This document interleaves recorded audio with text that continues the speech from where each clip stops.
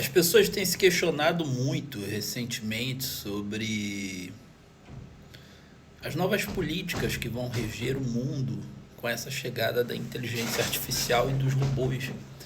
E, primeiramente, se no passado nós tivemos leis trabalhistas que protegeram os trabalhadores, por exemplo, da industrialização, essas mesmas leis são as que vão atuar na proteção das pessoas contra a invasão de mercado de autônomos, robôs.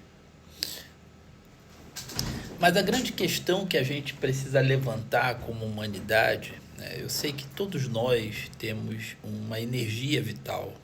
E essa energia vital ela nos leva a saltarmos de ponto a ponto e mudarmos ao longo da vida, de acordo com algumas pessoas, uma quantidade finita de vezes. Então, com o advento da nova tecnologia, muitas pessoas simplesmente não querem, por acreditarem que não devem se atualizar para o mercado, se atualizar para a vida, e com isso acham que estão na zona de risco de serem trocadas por um robô, por uma inteligência artificial. Mas isso, de certa forma, também faz parte de um pânico popular, de uma coisa que, de fato, não procede. Tudo que não é humano, né, que chega para a humanidade, de certa forma, precisa ser organizado no mundo humano. Então, os seres humanos sempre organizam os seus próprios recursos. Robô é recurso. Inteligência artificial é recurso, computação é recurso. Até os seres humanos são recursos. Quando você tem muitos seres humanos trabalhando para você, você precisa ter outros seres humanos que façam a gestão de seres humanos. Então, tudo, né, são recursos e lidar com estratégias de recursos.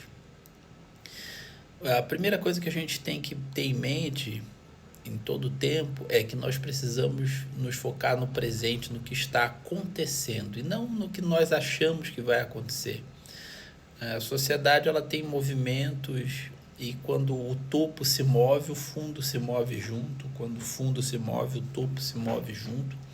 E a ilusão da separação social, ela força as pessoas a se crerem, às vezes muito distantes umas das outras, mas essa é a ilusão básica da luxúria, né, de que as pessoas usufruem melhor a vida do que outras.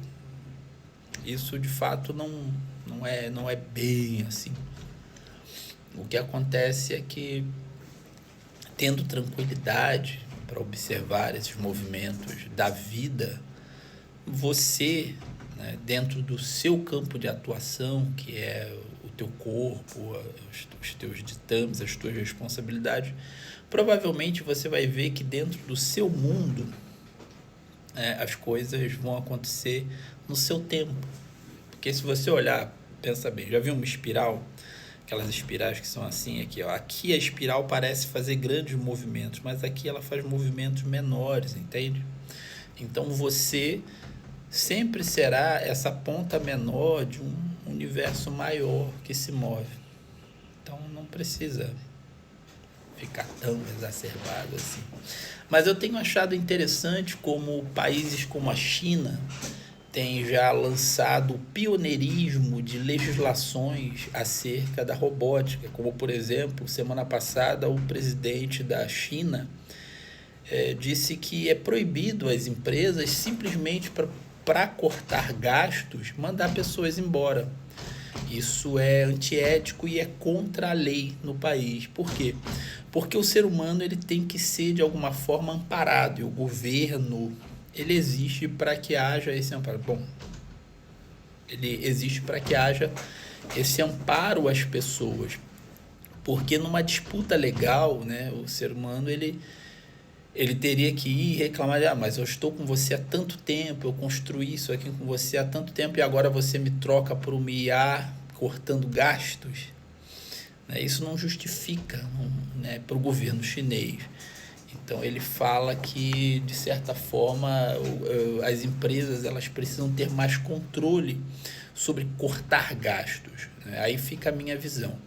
Melhor do que cortar gastos é elevar o seu patamar de atuação, de repente mantendo os seus recursos humanos e adicionando a ele recursos robóticos, para que, na verdade, os gastos eles sejam não cortados, mas que os lucros eles sejam extrapolados.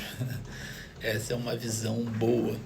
E a proteção humana, né? Por que a proteção humana? Porque o ser humano, ao contrário da máquina, a máquina você descarta ela e você joga num ferro velho. Mas o ser humano, ele entra num processo que a gente conhece como risco social. E o risco social, ele é uma reação em cadeia, né? Eu quero fazer assim para você ter uma visão. Imagina que o seu vizinho, ele entra em risco social, perca a casa dele e vá morar na rua. Aí a sua rua, ela tem um mendigo, e aí vamos dizer que ele começa a passar fome. Então ele começa a demandar sobre fome e vamos dizer que ele começa a ficar violento e assaltar as pessoas. Então essa situação começa a demandar violência e vamos dizer mais, que ele fique doente ali e morra. Então a gente tem todo um problema humano que afeta a sociedade como um todo, né? Nos afeta humanamente, porque nós não queremos isso para ninguém, que as pessoas vivam longe do bem-estar e do conforto comunitário individual, e afeta a sociedade, porque num mundo melhor, né, as pessoas têm amparo, têm sustento, têm meios de se manter e de manter os seus filhos, certo? Não estou falando de luxúria, de desejos, mas disso, entende?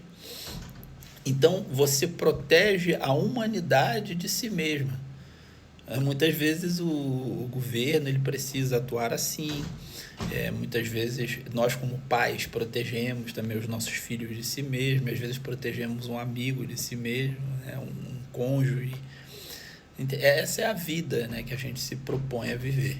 Então tem sido interessante esses novos debates, essas novas atuações, e os governos, na minha opinião, mais prósperos nesse sentido são aqueles que hoje estão confiando, né, grandes recursos para o desenvolvimento tecnológico nessa direção, porque no futuro nós teremos soluções, né, não substituições, mas soluções que vão ajudar a humanidade a caminhar, e você pode anotar o que eu estou te falando. Novas perspectivas de mercado de trabalho, atuação, vão surgir junto com novas tecnologias, porque novas tecnologias não fecham portas, elas abrem novas portas. Então, essa perspectiva fatalista, né, nós vamos abandoná-la com o tempo, à medida que a tecnologia for se mostrando mais útil. Beijão para você, estou esperando meu filho aqui para ir treinar.